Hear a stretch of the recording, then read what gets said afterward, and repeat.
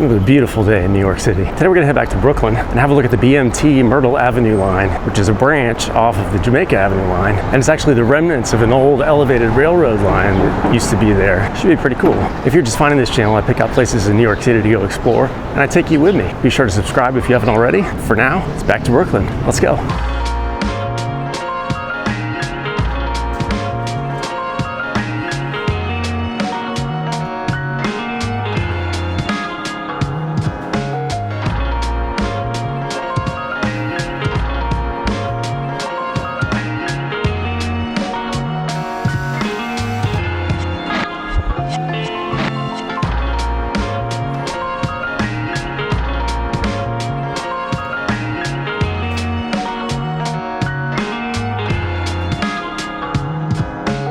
We're at the Myrtle Ave Station. This is technically on the Jamaica line, so I'm not going to do this station yet. I'll save that for the Jamaica line. But the reason I stopped here is because of this. Back there is what used to be the rest of the Myrtle elevated line. So the Myrtle Avenue line, which is the BMT line, is actually a remnant of one of the first elevated lines in Brooklyn. So the remnant that's left goes from here at the Jamaica line north up toward the Lutheran Cemetery. Until 1969, it continued south down toward downtown Brooklyn. And even until 1944, it went across the Brooklyn Bridge into Manhattan. The first sections of the line actually did back to 1888, originally owned by the Union Elevated Railroad Company and leased out to the Brooklyn Elevated Railroad Company. So the line was extended to the east, which is kind of north, in 1889 to the Queens Brooklyn border at Ave-Wyckoff Avenue, and then to the west, which is kind of south. There was a connection made in 1898 to the Brooklyn Bridge, and then in 1914 there was a connection to the Broadway Brooklyn line, which allowed it to go over the Williamsburg Bridge. Eventually the BMT took over operations, and there was some rebuilding as part of the dual contracts. So the line west of J Street was closed in 1944 after service over the Brooklyn Bridge ended, and the rest of the line from Broadway to J Street was closed in 1969 and then demolished not too long after that. They did leave this little tail here that we'll walk out and see though. But this is heading north, and you can see that part of the old line is still here, and then it gets back to where it's actually used. And this part of the Jamaica line goes up to some switches there, which then curves off that way and connects onto the old Myrtle Avenue line.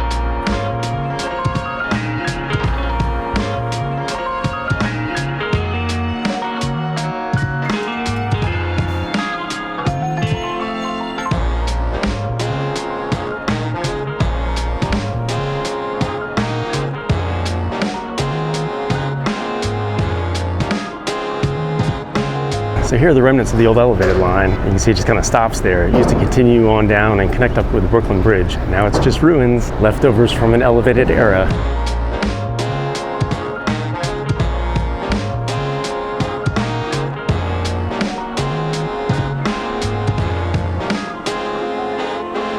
Now we're on the north side. The Myrtle Avenue Station is right there for Jamaica line. The old elevated supports pass up here, continue off that way, and then they get to the still active part, which is the Myrtle Avenue line. So we're gonna go back and get back on the M and head that way.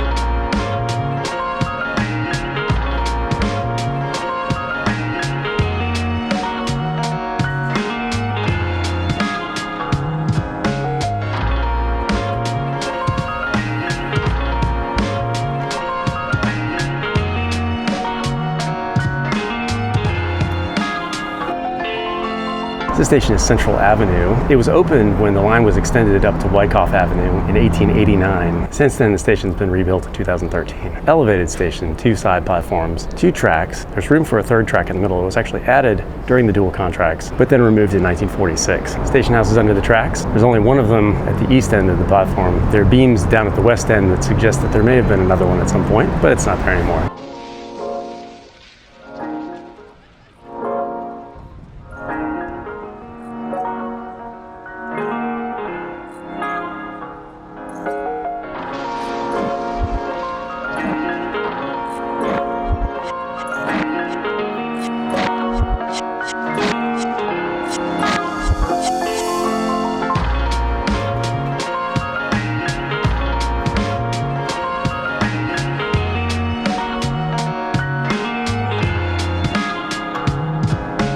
This station is Knickerbocker Avenue. The station is part of that extension that opened in July of 1889, although this station didn't open then. It didn't open until August of 1889. This station was also rebuilt in 2013. Elevated station, 2 side platforms, 2 tracks, and that room in the middle for the 3rd track that was actually added during the dual contracts, it was also ripped out in 1946. And there's a station house under that end of the platforms. There used to be one at that end also, but not anymore.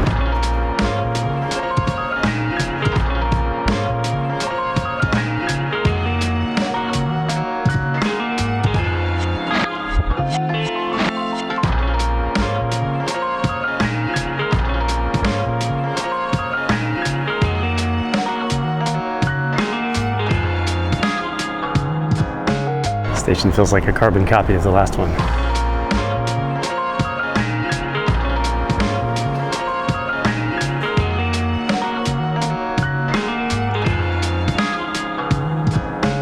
This station is Myrtle Ave-Wyckoff Avenue, and this is an interesting one on the line. In 1914, the station was configured as an express station, so there are 2 island platforms, which is now kind of just one island platform. This opened with that extension in 1889, and the station itself was actually originally up past the curve that's right up there. But it was moved here in 1914, where they made a station with 2 island platforms and 3 tracks. Again, that center track was ripped out in 1946, so it's not there now. This was the end of the line for that 3rd track, though. To the points east of here, it's always been 2 tracks. So when they built this particular station, the Canarsie line was already anticipated, and that's underground underneath us.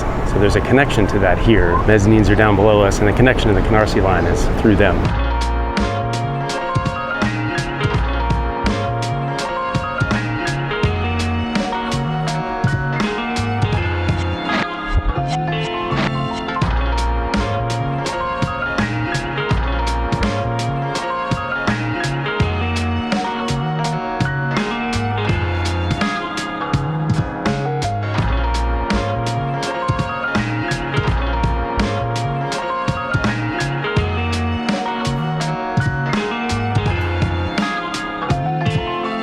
Canarsie lines downstairs.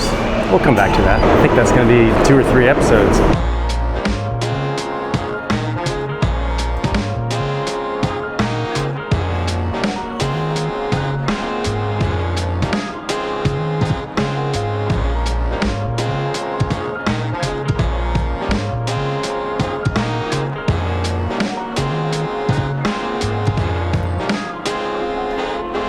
This station is Seneca Avenue. So now we're on the part of the line that was built during the dual contracts. So this station opened in 1915. This was part of a project to elevate a part of the Myrtle Avenue line that had been at ground level. So this is an elevated station, island platform, 2 tracks. And up to the northeast, the line curves off to the east, leaves the street grid, and continues on as an elevated line following the former grade level line up to the Lutheran Cemetery. And there is a mezzanine under the tracks.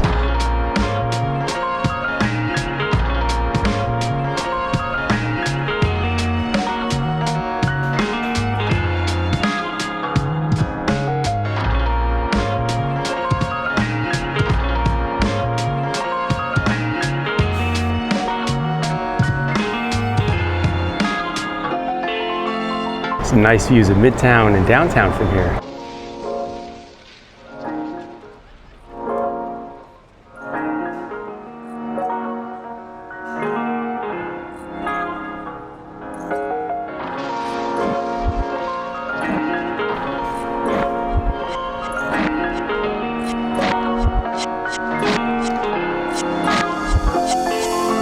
This station is Forest Avenue. This also opened as part of that dual contracts program that elevated the rest of this line in 1915. Elevated station, island platform, 2 tracks. Mezzanines under the tracks down there.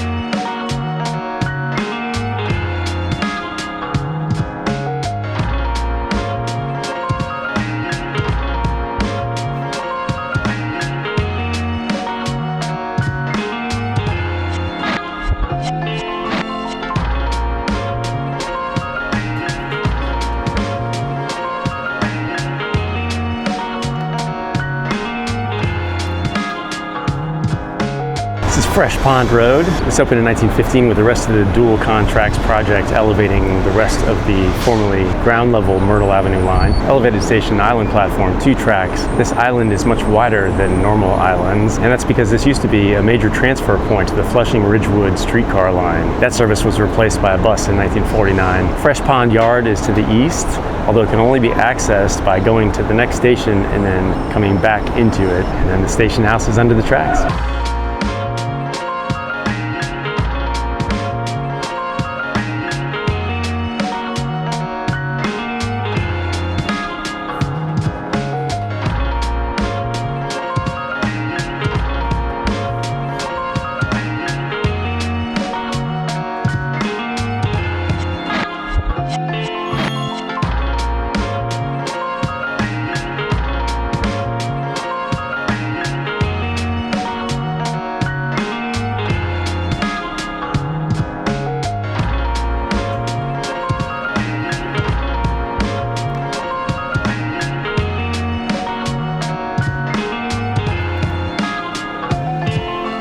So this last stop is Metropolitan Avenue, the terminus of this line, the Myrtle Avenue line. The station originally opened in 1881 as the terminus of the Lutheran Cemetery line. In October of 1906, the Lutheran line was connected to the BMT Myrtle Avenue line. They opened a new station just west of the original facility in 1915, with the other former Lutheran stations having been elevated in that dual contracts elevating program of this line. This station was moved due to the old station being in the future right-of-way of a new New York connecting railroad. In July of 1976, a fire completely destroyed the wooden platforms that were here. It reopened in 1980 with its current concrete platforms and brick station house.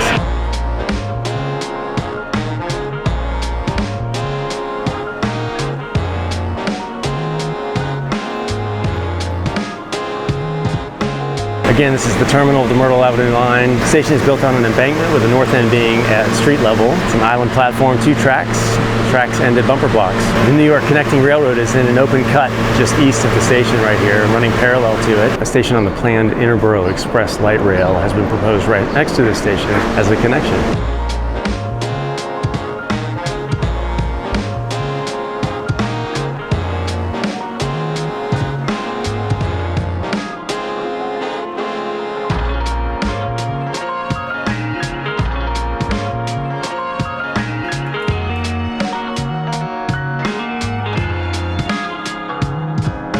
I think we might have found the Lutheran Cemetery.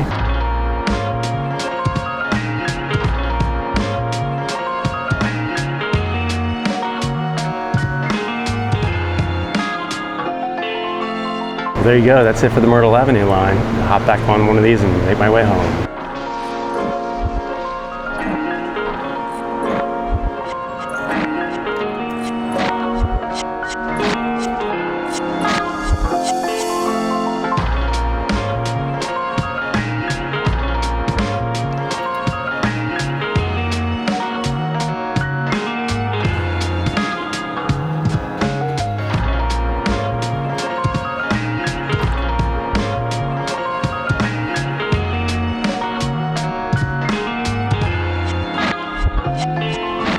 Back up to the east side after a nice look at the Myrtle Avenue line over in Brooklyn. It was a beautiful day to be outside on an elevated line, that's for sure. If you're just finding this channel, be sure to check out all the rest of the episodes already available on YouTube up to the east side. Like and subscribe, tell all your friends about it, and look for new episodes every Friday. Thanks for coming with me to explore New York City. I'll see you next time.